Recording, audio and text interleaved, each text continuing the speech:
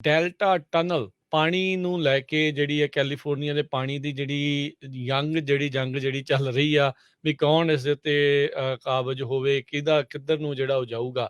ਉਸੇ ਦੇ ਤਹਿਤ ਗਵਰਨਰ ਗੈਵਿਨ ਨਿਊਸਮ ਦੇ ਦੁਆਰਾ ਇੱਕ $16 ਬਿਲੀਅਨ ਦੀ ਲਾਗਤ ਵਾਲੀ ਡੈਲਟਾ ਟਨਲ ਦਾ ਪਲਾਨ ਆ, ਉਸ ਨੂੰ ਉਹਨਾਂ ਨੇ ਰਿਲੀਜ਼ ਕੀਤਾ ਆ।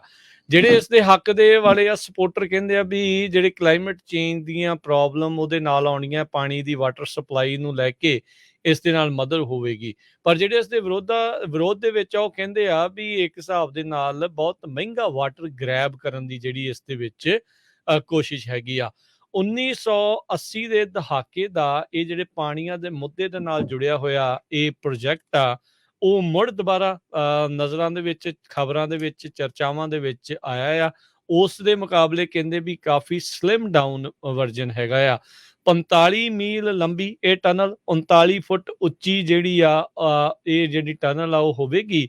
ਡੈਲਟਾ ਦੇ ਜਿਹੜੇ ਵੈਟਲੈਂਡਸ ਤੇ ਮਾਰਸ਼ਲੈਂਡਸ ਆ ਉਹਨਾਂ ਦੇ ਹੇਠਾਂ ਜਿਹੜੀ ਉਹ ਹੋਵੇਗੀ। ਸੋ ਕਹਿੰਦੇ ਵੀ ਆਈਡੀਆ ਇਹ ਹੈਗਾ ਆ ਵੀ ਜਦੋਂ ਜ਼ਿਆਦਾ ਮੀਂਹ ਜਿਹੜਾ ਉਹ ਹੋਵੇਗਾ, ਇਹਦੇ ਨਾਲ ਜਿਹੜੀ ਸੈਕਰਾਮੈਂਟੋ ਰਿਵਰ ਦੇ ਵਿੱਚੋਂ ਜਿਹੜਾ ਆ ਉਹ ਪਾਣੀ ਲਵੇਗਾ ਤੇ ਫਿਰ ਇਸ ਨੂੰ ਜਿਹੜਾ ਕੋਰਟਲੈਂਡ ਵਰਗਾ ਇਲਾਕਾ ਹੈਗਾ ਆ, ਜਿਹੜਾ ਸ਼ਹਿਰ ਹੈਗਾ ਆ, ਉਸ ਤੇ ਇਰਦ ਉੱਥੇ ਜਿਹੜਾ ਉਸ ਨੂੰ ਛੱਡੇਗਾ। ਸੋ ਇੱਕ ਬਹੁਤ ਹੀ ਤਗੜਾ water state water project pumps ਜਿਹੜੇ ਆ ਟ੍ਰੇਸੀ ਦੇ ਨਜ਼ਦੀਕ ਆ, ਉਹਦੇ ਲਾਗੇ ਛਾਗੇ ਘੱਲਣ ਦੀ ਜਿਹੜੀ ਇਹ ਗੱਲ ਹੈਗੀ ਆ ਵੀ ਜਦੋਂ ਵੀ ਮੀਂਹ ਜਿਹੜੇ ਆ ਉਹ ਜ਼ਿਆਦਾ ਪੈਣ ਤਾਂ ਡੈਲਟਾ ਦੇ ਵਿੱਚੋਂ ਇਹ ਜਿਹੜਾ ਪਾਣੀ ਇਸ ਪਾਸੇ ਵੱਲ ਨੂੰ ਆਵੇਗਾ।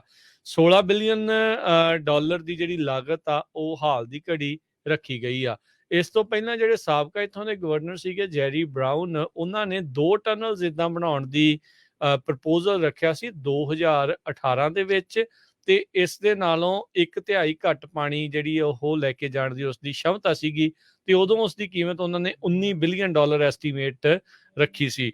ਇਸੇ ਤਰੀਕੇ ਦੇ ਨਾਲ ਹੀ ਹਰਜੋਤ ਸਿੰਘ ਜੀ ਕਈ ਦਹਾਕਿਆਂ ਪਹਿਲਾਂ ਜਿਹੜੇ ਹਾਈ ਸਪੀਡ ਰੇਲ ਦਾ ਪ੍ਰਪੋਜ਼ਲ ਆਇਆ ਸੀ ਤੇ ਆਪਾਂ ਦੇਖ ਰਹੇ ਹਾਂ ਵੀ ਉਹਦਾ ਅਜੇ ਤੱਕ ਬਣਿਆ ਕੀ ਆ।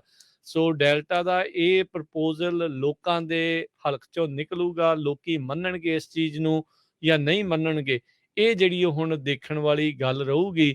ਤੇ ਨਾਲੇ ਕੀ ਜੇ ਮੰਨ ਲਓ ਪਾਸ ਵੀ ਹੋ ਜਾਂਦਾ, ਅੱਗੇ ਵੀ ਵੱਧਦਾ ਆ, ਕੀ ਇਹ ਵਾਕਿਆ ਹੀ ਜਿਹੜੀ ਕੀਮਤ ਆ 16 ਬਿਲੀਅਨ ਦੇ ਉੱਤੇ ਰੁਕੀ ਰਹੂਗੀ ਜਾਂ ਇਸ ਤੋਂ ਵੀ ਵੱਧ ਜਿਹੜੇ ਕੈਲੀਫੋਰਨੀਆ ਦੇ ਲੋਕਾਂ ਨੂੰ ਇਸ ਦੀ ਕੀਮਤ ਜਿਹੜੀ ਉਹ ਅਦਾ ਕਰਨੀ ਪਊਗੀ। ਜਿਹੜਾ ਪ੍ਰਪੋਜ਼ਲ ਆ ਇਹ 12 ਸਾਲਾਂ ਦਾ ਪ੍ਰੋਜੈਕਟ ਜਿਹੜਾ ਉਹ ਸੋਚ ਰਿਹਾ ਵੀ ਇਹ ਕੰਸਟਰਕਸ਼ਨ 12 ਸਾਲਾਂ ਦੇ ਵਿੱਚ ਜਿਹੜੀ ਉਹ ਪੂਰੀ ਹੋਵੇਗੀ। ਸੋ ਕਹਿੰਦੇ ਵੀ ਪ੍ਰੋਜੈਕਟ ਦੇ ਉੱਤੇ ਬਹੁਤ ਸਾਰੇ ਲਾਸੂਟ ਹੋਣ ਦੇ ਜਿਹੜੇ ਆਸਾਰ ਹੈਗੇ, ਕਿਉਂਕਿ ਅਜਿਹੇ ਪ੍ਰੋਜੈਕਟ 40 ਸਾਲ ਪਹਿਲਾਂ ਵੀ ਟਰਾਈ ਕੀਤੇ ਗਏ ਸੀਗੇ ਪਰ ਬਣਿਆ ਉਹਨਾਂ ਦਾ ਕੁਛ ਵੀ ਨਹੀਂ ਜੀ।